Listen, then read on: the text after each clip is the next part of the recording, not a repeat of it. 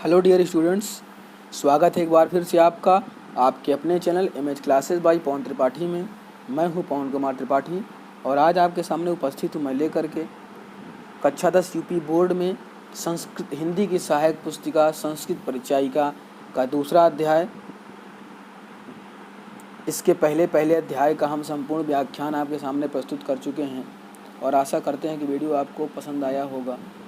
तो जो हमारे नए व्यूवर हैं, जो नए विद्यार्थी हैं, उनसे मेरा निवेदन है कि वीडियो शुरू करने से पहले अगर आपने हमारे चैनल को सब्सक्राइब नहीं किया है तो चैनल को सब्सक्राइब करें, लाइक करें, शेयर करें और बेल आइकन को भी ज़रूर प्रेस करें ताकि हमारे वीडियोज़ की सबसे पहले नोटिफिकेशन आप तक पहुंच सके।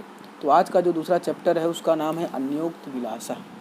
अन्योक्त विलासा, अन्य उक्तियाँ अर्थात उक्तियों के माध्यम से कही गई नैतिक बातें। तो चलिए अब शुरू करते हैं।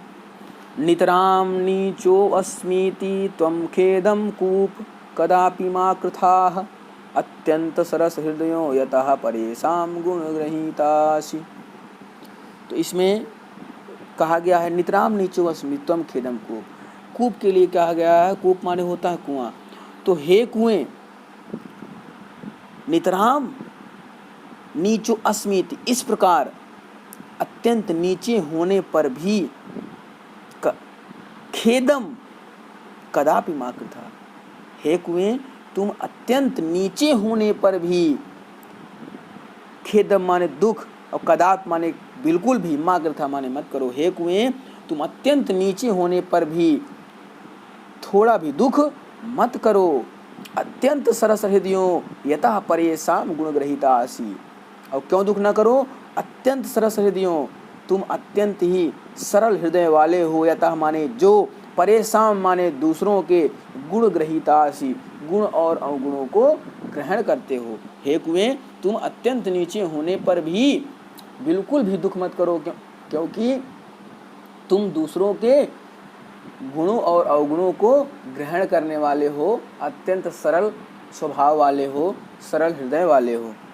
फिर आगे देखिए, नीरचीर विवेके हंसालस्यम त्वमेव तनुसं चेत विश्वस्मिन् धुन्नान्यः कुलव्रतं पालिष्यति कः। यहाँ पर कहा गया है कि नीर क्षीर, नीर माने जल, क्षीर माने दूध, विवेके हंस आलस्यम, हंस आलस्यम।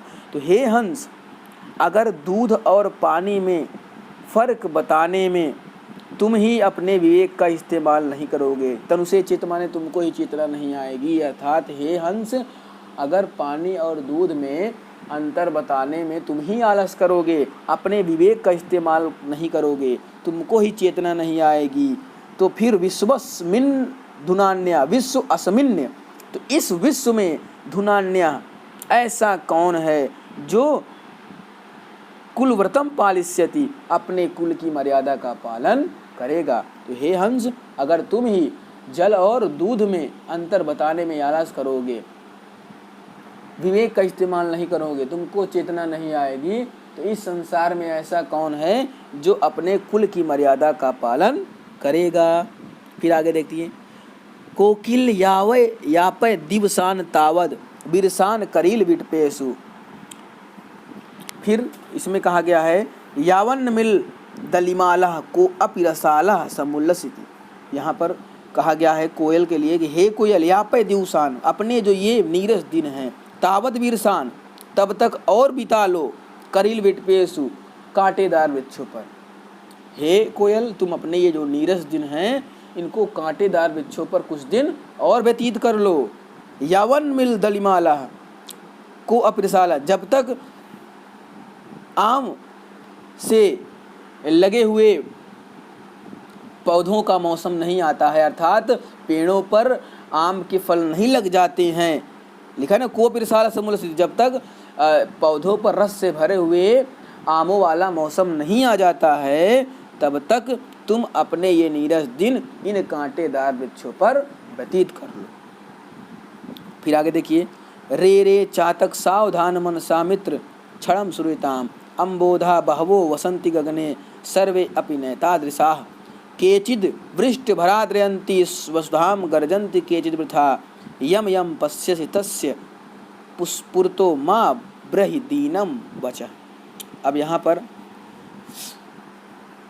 पपीहे के लिए कहा गया है और पपीहे के माध्यम से मानवों को लिए भी बताया गया है कि रे रे चातक, हे पपीहे सावधान मनसा मित्र। तो हे पपीहे मित्र, यहाँ से इसका अर्थ लगाएंगे, हे पपीहे मित्र सावधान मनसा, सावधान मन से, क्षणम श्रूयताम, क्षण भर के लिए सुनो। हे पपीहे मित्र सावधान मन से पल भर के लिए सुनो। अम्बोधा बहवो बसंती गगने, अम्बोधा माने इस आकाश में, बहव तो गगने, अम्बोधा माने बादल, तो अम्बोधा बहवो बसंती गगने, तो गगने माने आकाश में, अम्बोधा माने अम्बोधा बहवो बहुत सारे बादल, बसंती माने रहते हैं। तो हे पपीहे मित्र सावधान मन से पल भर के लिए मेरी बात सुनो। इस आकाश में बहुत सारे बादल रहते हैं। सर्वे अपि नैतादृशा, सभी वर्षा नहीं करते। सर्वे अपि नैतादृशा, सभी वर्षा नहीं करते। केचित् वृष्टि भरादयन्ति वसुधाम गर्जन्ति केचित् वृथा, तो केचित् वृष्टि भरादयन्ति वसुधाम, कोई मूसलाधार वर्षा वृष्टि भरादयन्ति, तो कोई वृष्टि, इसमें देखिए दो शब्द है, वृष्टि भी आर्दयन्ति, तो वर्षा से भिगो देना, तो अर्थात इनमें से कुछ मूसलाधार वर्षा से वसुधाम पृथ्वी को भिगो देते हैं। और गर्जंत के जी वृथा, और वृथा माने व्यर्थ में, और कोई व्यर्थ में गरज कर चला जाता है। यम यम पश्यसि, इसलिए जिस जिस को देखा करो, तस्य उससे, पुरतो माँ ब्रूहि दीनम बचा, अपने, तू पुरतो माने उनके सामने, माँ ब्रूहि मत बोलो, दीनम बचा अपने दुखी शब्द।